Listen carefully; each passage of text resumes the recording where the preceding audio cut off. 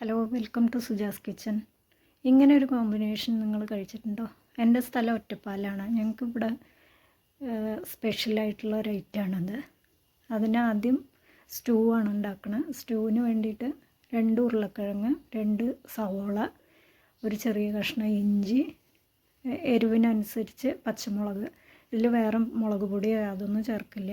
അപ്പോൾ അതിനനുസരിച്ച് എരിവിനനുസരിച്ച് പച്ചമുളകും കൂടെ എടുക്കുക.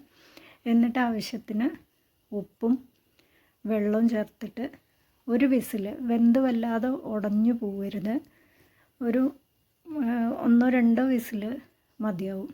ഓരോ ഉരുളക്കിഴങ്ങിന് ചിലപ്പോൾ വേവ് കൂടുതലും കുറവും ഒക്കെ കാണുമല്ലോ. അപ്പോൾ അതൊന്ന് വേവിച്ചെടുക്കുക. അതിൻ്റെ കൂടെ നമ്മൾ ഉണ്ടാക്കുന്നത് ഇഡ്ഡലിയാണ്. ഇഡ്ഡലിയുടെ കോമ്പിനേഷനൊക്കെ ഞാൻ പറഞ്ഞു തന്നിട്ടുണ്ടല്ലോ എങ്ങനെയാണെന്നുള്ളത്. 4 നാഴി പൊന്നിയരിക്ക് നാഴി ഉഴുന്നെന്നുള്ള കണക്കിൽ മാവരച്ച് ഒരു ഓവർനൈറ്റാണ് ഞാൻ ഫെർമെൻറ്റേഷൻ വയ്ക്കാറ്. വേനൽക്കാലമൊക്കെ ആണെങ്കിൽ അത്രയും വേണമെന്നില്ല, എന്നാലും കുഴപ്പമില്ല. ഉപ്പിടാതെ വെച്ചാൽ മതി, അപ്പോൾ പുളിക്കില്ല വല്ലാതെ.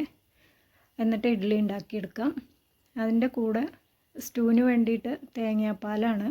ഞാനിവിടെ രാവിലെ എളുപ്പത്തിന് വേണ്ടിയിട്ട് തേങ്ങാപ്പാൽപ്പൊടിയാണ് എടുത്തിട്ടുള്ളത്. കോക്കനട്ട് മിൽക്ക് പൗഡർ എന്ന് പറഞ്ഞിട്ട് മാഗിയുടെയൊക്കെ വാങ്ങിക്കാൻ കിട്ടുമല്ലോ, അതാണ്. അതൊരു 15 ഗ്രാമോളം എടുത്തിട്ട് ചൂടുവെള്ളത്തിൽ കലക്കി അത് ഈ വെന്ത് വന്നിട്ടുള്ള കഷ്ണങ്ങളിൽ ഒഴിച്ചു കൊടുക്കുക. ഒഴിച്ച് പിന്നെ അത് തിളയ്ക്കരുത്, ജസ്റ്റ് ഒന്ന് ചൂടായാൽ മതി.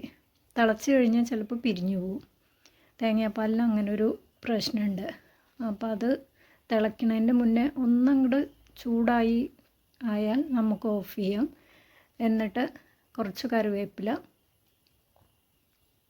ഒരു 1-1.5 ടേബിൾ സ്പൂണോളം വെളിച്ചെണ്ണ, പച്ച വെളിച്ചെണ്ണയാണ് ഒഴിക്കേണ്ടത്. അതും കൂടെ ഒഴിച്ച് കഴിഞ്ഞാൽ നല്ല സ്റ്റൂ റെഡിയായി.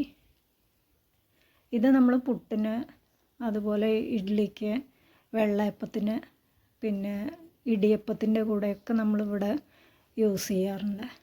ഇഡ്ഡലിയും ഈ ഒരു കോമ്പിനേഷനിൽ ഉണ്ടാക്കുകയാണെന്നുണ്ടെങ്കിൽ നിങ്ങൾക്ക് ഇങ്ങനെ നല്ല സോഫ്റ്റായിട്ടുള്ള ഇഡ്ഡലി കിട്ടും. നല്ല പൊങ്ങി വന്ന് നല്ല ഇഡ്ഡലി കിട്ടും. അപ്പോൾ ഇതൊന്നും എല്ലാവരും ട്രൈ ചെയ്ത് നോക്കൂ. അപ്പോൾ നിങ്ങളാരും ഒരു അഭിപ്രായവും എൻ്റെ വീഡിയോ കണ്ടിട്ട് പറയുന്നില്ലല്ലോ. ഒന്ന് അഭിപ്രായങ്ങളൊക്കെ പറയൂ, എന്നാലല്ലേ